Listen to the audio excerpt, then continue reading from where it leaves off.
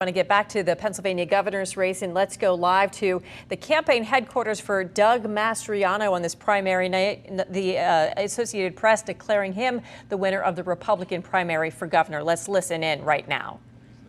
Remember your businesses, essential, non-essential? Not essential?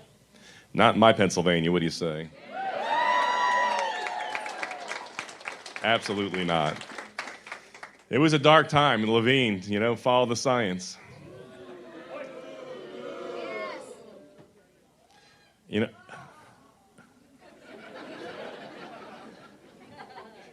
Only a Democrat can get away with failed policies of sending the sick in their homes, killing thousands, and get away with it. And their darling, of course, would be promoted to Admiral, Woman of the Year. Anyway. But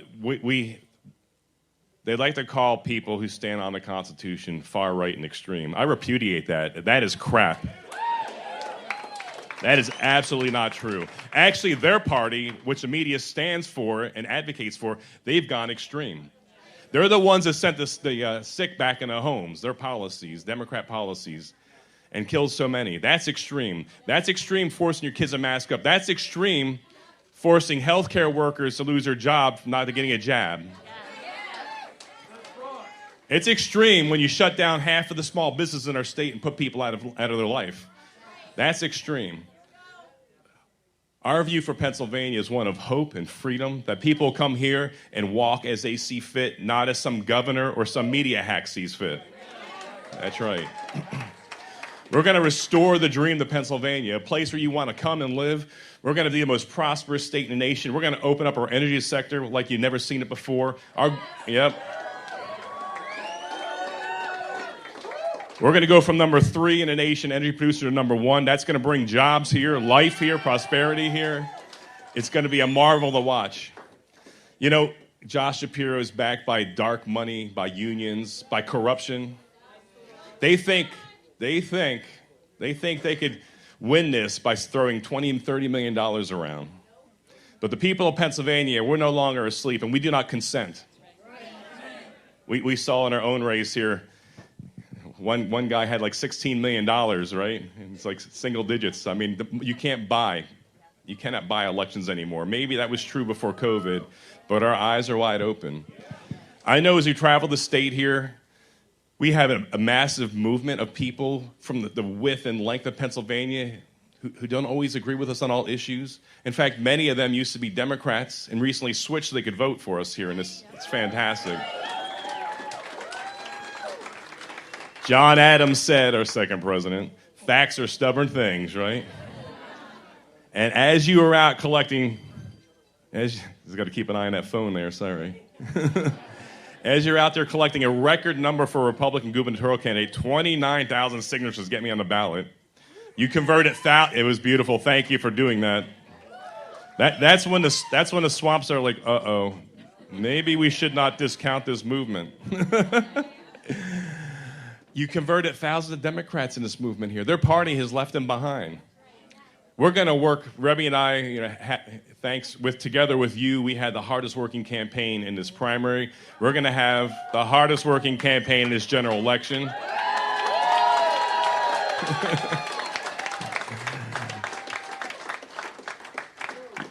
Anyone watch our bus tour last week? Anyone paying attention saw that several of our stops were in traditional Democrat strongholds, like Pittsburgh and Erie, downtown Erie. We had 500 people come to our event. I mean, it's fantastic. This is infectious here because we all love freedom. Everyone wants to walk and live as free men and women, right? I know you do. Come on. So our number one goal is to restore freedom, right? So on day 1, any mandates are gone. Yep. On day 1, any jab for job requirements are gone.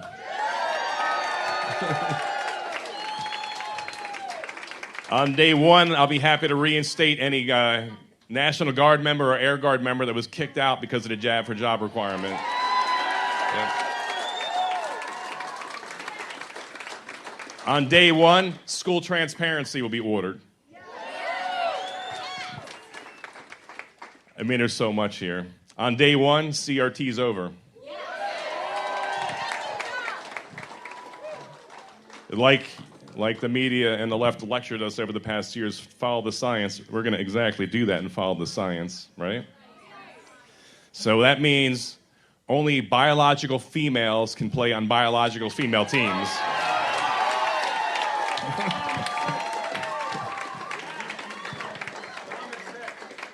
I don't know how a biological male can join a girls' team, go from like 500, 467, on the men's team, go to the females' team, he's number one. Is that fair? Follow the science. We will. Yep. On day one, you can only use the bathroom that your biology anatomy says and not the one you... I mean, this is how low we've gone. Because, of course, we'll be misportrayed or painted in a dour picture by not our friends in the media. But the truth is the people of America, the people of Pennsylvania, are tired of being trodden upon. We saw that poor dad, brokenhearted in Loudoun County, Virginia. And he got upset at a school board meeting because the school board covered up his daughter being raped by a guy in a girl's bathroom. And they covered it up. And then he was arrested. Something has gone wrong in our country. I mean, it's the time they're calling evil good and good evil. So on day one, we're reaffirming parental rights.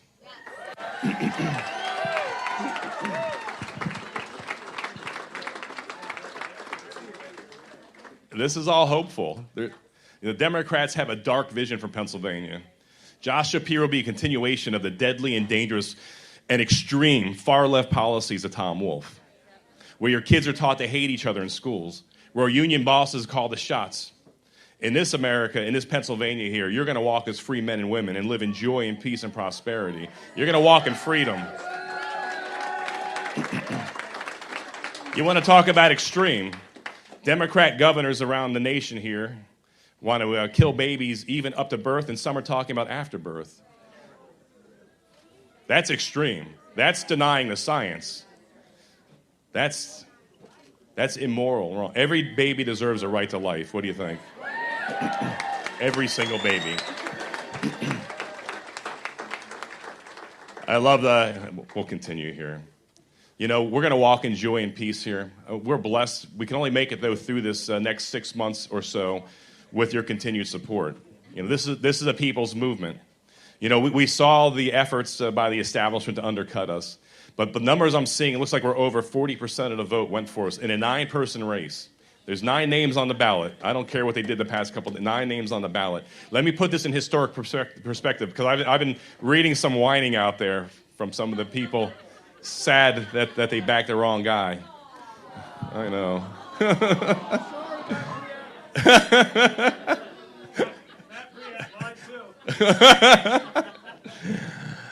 Let's put it. I'm a historian, so forgive me.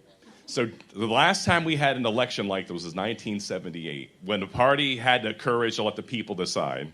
So, hats off to the state party for first not putting their finger on the scale. So if you give it up to them, it wasn't easy. And by the way, the races that they had endorsed only won 25% of the time. So it was a good idea not to do that anymore.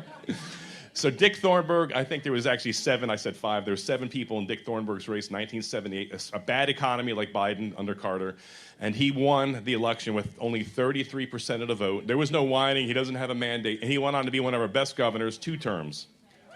33%. Tom Ridge, 1994, won with 35% of the vote, and went on to be a 2-term governor. So we got a mandate that's more massive than Thornburgh, right? Huh? Think about it. And we love Dick Thornburgh and Tom Ridge. And so we're going to take this state by storm. We're going to restore freedom and liberty. We're going to remember what our founding fathers, all of which spent time in Pennsylvania and Philadelphia, creating this beautiful nation that we have. The founding documents, all founded upon the belief that all men are created equal and that we have the right to life, liberty, and the pursuit of happiness. We're going to get back to basics. This is our time, right? This is our hour. This is our day.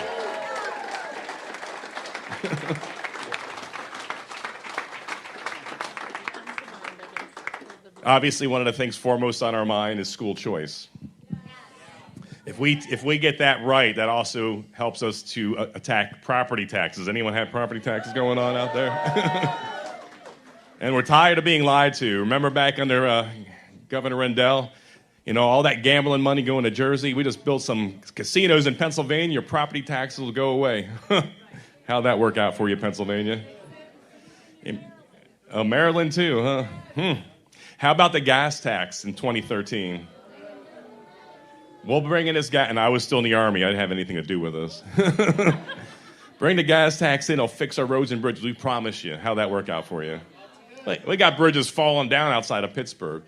You know, look, this one last thing here. I mean, failed politicians in politics have stirred so many of us that want to have nothing to do with politics.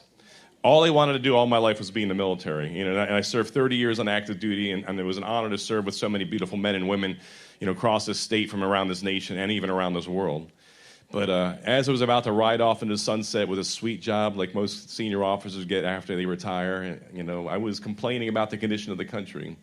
And I was challenged by Levi Clevenger. Anyone remember him? Yeah? Yep. I'm complaining off air at 103.7, you know, man, all my service was really for nothing. The country's falling apart. And Levi looked over at me and said, well, Colonel, do something about it. I'm like, ouch, Levi, that hurts. I thought that. I didn't say it. Oh, thank you, Levi. He's now in Special Forces qualification training right now. Yeah, that's a tough course. I didn't go, yeah. You know, the irony was, almost my entire adult life, I had to put aside politics. I had to remain apolitical. We don't want our military politicized. And so you think how bad it had to be to kick somebody like me hard enough to say, okay, now run for office. It was not something Rebbe and I aspired to, but we saw a need. And so I'm looking across the room here. Many of you stood in the gap with us. You saw a need. Can I see the hands of those who've never given to a political campaign before? Keep them up for a second.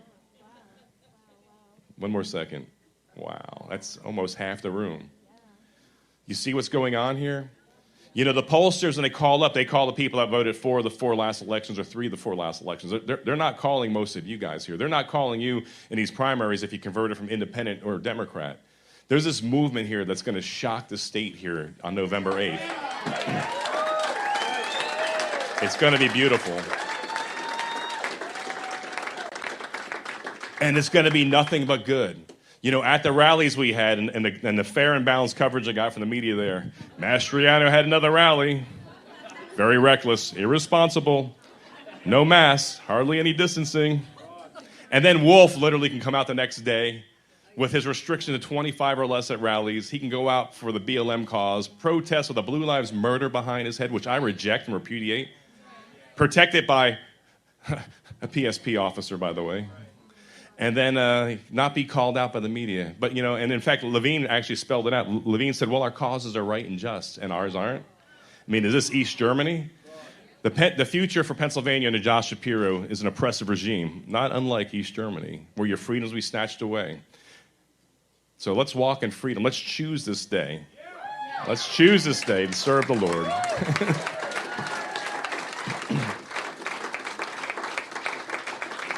And as I wrap it up here, I'm going to ask, did I miss anything?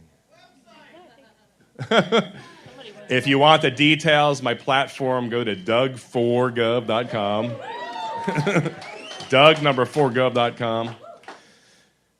It's really not that hard. You know, we love you guys. We thank you all for standing with us and making this possible here. I mean, I'm constantly looking around here and seeing people that helped us. And we're so thankful for each and every one of you here. So take a couple days off, and then the great adventure continues until ultimate victory on November 8th, when we return the Pennsylvania Keystone State around and put it back in the hands of the people. Thank you, and God bless you guys. State Senator Doug Mastriano, the Republicans' choice to run for governor in the fall. Mastriano led the charge to call for an election audit after the 2020 presidential election. Again, he will be the Republicans' choice to run against Josh Shapiro in the general election.